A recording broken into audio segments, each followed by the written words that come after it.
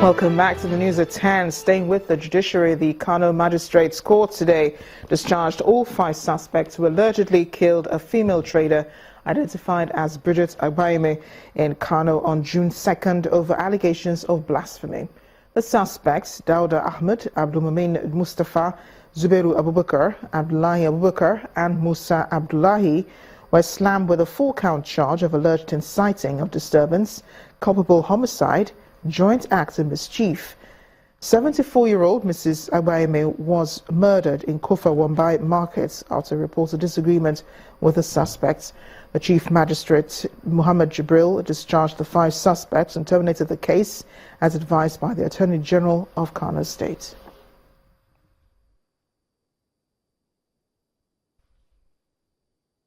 The Lagos State government seems resolved to deliver the ongoing Lagos-Badagry Road expansion project by the end of 2019. Governor Akinwumi Ambode gave the assurance today during the inspection of work going on the expressway and other road projects in Alimosho and Oriade local government areas. Governor Akinwumi Ambode, accompanied by some members of his cabinet, is visiting Wagboru community in Alimosho area of Lagos State to assess the ongoing road construction of the Agboru-Abeshon Road, which was awarded earlier this year. The road is to link several communities outside Alimosho.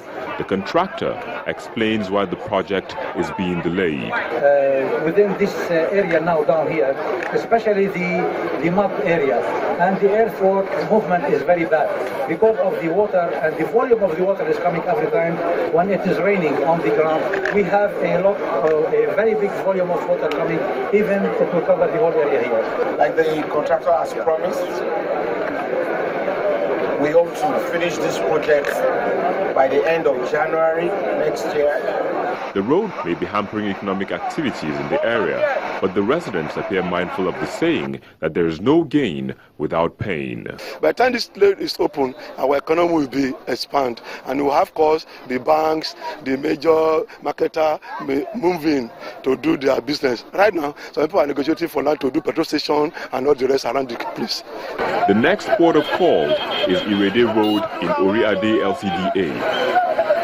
The state government is considering reconstructing the road in order to open up economic activities along the axis. Governor Ambode makes a final stop at the ongoing expansion of the Lagos-Badagry Expressway and promises that the expansion work will be completed before the end of 2019. By doing these projects, we'll also expand the real estate value of this axis and the tourism potentials of the Badagry axis. So I'm confident that in no time we should have a complete project before the end of 2019. Governor Ambode says the completion of these projects will boost economic activities and improve the living condition of residents at the grassroots. The 15th Annual Conference of Women in Management, Business and Public Service, WIMBIZ, has kicked off in Lagos with focus on empowering young women to achieve their set goals in life. Over 1,000 women gathered today at the Eko Hotel to hear speakers inspire the next generation of female leaders to take their place and influence decisions in the country. Tagged The Next Frontiers, today's event was attended by prominent personalities, including the Deputy Governor of Lagos State, Mrs. Oluranti Adebule, and former Minister of Information Communication Technology, Mrs. Omobola Johnson. This is the WIMBIZ 15th Annual Conference, and it's tagged New Frontiers, New Landscape and New Possibilities. So for the next 2 days, women from all walks of life will gather here to basically understand the need for a strong woman in this economy. Whereas women play a vital role in society, which makes empowering the woman to achieve her set goal as the focus of this gathering. At this critical period, the Nigerian states need women to dig in deep and break new grounds, open up new frontiers and possibilities, which is exactly what we need to rebuild our nation. Everything that is about a nation state. And as an individual, what is your stake in it? You have to identify your stake in it. Over the years, women have complained of being sidelined and marginalized in decision-making in both private and public institutions. But according to one of the guest speakers here, power doesn't get given, it is taken. If women expect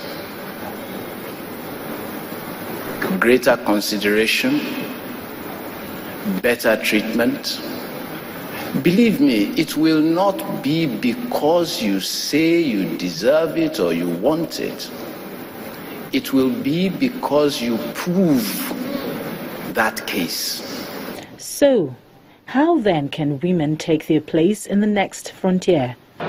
You have to make sure that we start from the girl child, that we fight for the education of the girl child, so that on average the number of the girl child in school and that goes through an educational process to a high level is highly increased. If you put the right structures in place and lay the right foundation, naturally success will come to you. So it's not about being given power, it's about making yourself fit to actually acquire that power. I think one of the more compelling things he said was about power, and I think you heard that, where he said you have to take it. So if we are this many, what is stopping us? The first day over, women here have been inspired to take the bull by the horn and fight for what they want, without which they may never get what they deserve. Victoria Idowu, reporting for Channels Television News. Time to talk business proper now. Here's Anne Mawudu.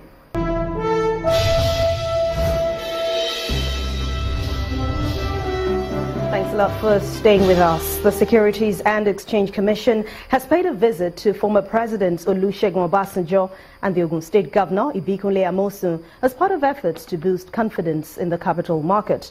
The governor promised to support the part of the capital market master plan, while the former presidents encouraged local investment in the stock market. The management team of the Securities and Exchange Commission at the office of the Governor of Ogun State, where they explained the benefits of financial literacy in secondary schools. In our schools, even if it is one day, we want them to understudy where they are doing in all these companies, all these multinationals, so that by the time they're even getting out of school, they know what are their requirements, what do you expect of them, so that we have employable youths, not people that will leave school, they don't know what to do. So I think this is in line with what you are doing. Every year we come up with certain initiatives. Last year we came up with about 9 initiatives and we have concluded. This year, one of the initiatives is the financial literacy. We believe that it is important to inculcate the culture of financial literacy at the very grassroots level. The next port of call is the private residence of former President Olusegun Obasanjo. He seizes the opportunity to call for restoration of confidence in the capital market. We must also try to create confidence, particularly in the market system generally, but in the stock exchange in particular. I think over the past few years, many people have lost fortune. So confidence, stability, credibility, and transparency. And I believe it's a thing that can be done. And in fact, it's a thing that we must do. A desirable outcome of this visit of the SEC management to these influential figures in the Southwest and across the country will be their assistance in drawing attention to the importance of the capital market to Nigeria's economy for the good of all Nigerians. The Nigerian Interbank Settlement System, in collaboration with telecom companies and commercial banks, have launched a new solution in the digital payments landscape. At the press launch of the product today in Lagos, the operators explained how the service will ease transactions between users and merchants. It's a cross-section of bankers and telecoms professionals here to unveil the results of their collaborative efforts on low-value retail payments called mCash. Under the supervision of the Nigerian Interbank Settlement Systems, the solution is designed to aid mobile payments to traders for commodities or services. What we're hoping is that the ease and simplicity of using this product on any phone or any kind of phone, even if it's a feature phone, *402* something, means anyone can immediately register and become a merchant, and anyone can pay them. As an association, we have a tagline that says we want to drive excellence and dynamism through collaboration. The competition that we have all recognized today is not whether it's cards, whether it's one bank or one telco. The competition is cash. And it takes an effort of this type for all of us to come together and see how we can disrupt cash. As a merchant, registration with any lender is mandatory to access the service. 402* seller code *amount. Nigeria's person-to-person electronic payments system had been slow to take off on the exclusion of mobile network operators. For MTN Nigeria, one of the major super agents, as well as the regulators, this is a new dawn. It is still the bank and NIPS taking the lead. Telcos were playing our part by providing a channel that allows bank customers to make payments. They know that there's something in it for them. Initially, when we were to run mobile money, they wanted to lead in some of the initiatives, but we said no. We wanted bank-led model.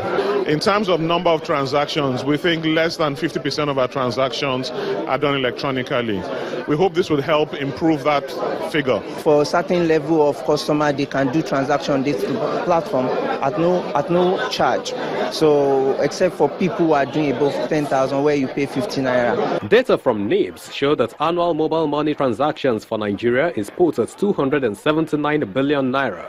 With this *402 innovation, the mobile payments platform is expected to increase.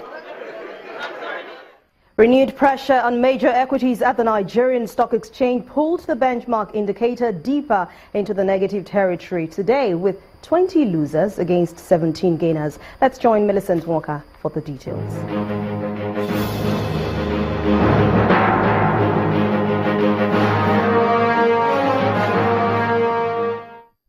Hello and welcome to the Stock Market Report.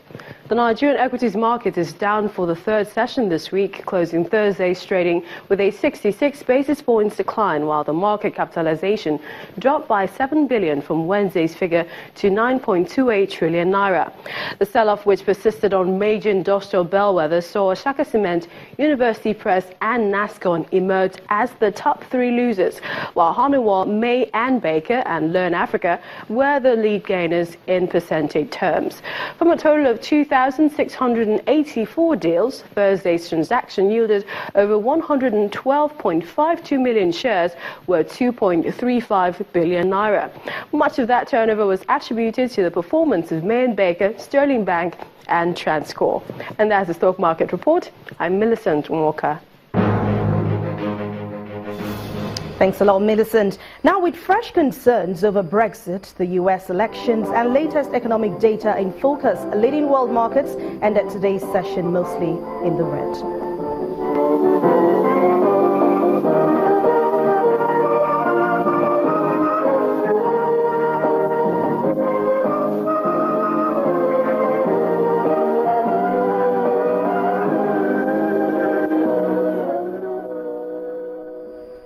With those numbers, we end Business News tonight. Thanks a lot for watching. I'm Anne Nwawadu. Back to you, Amarachi.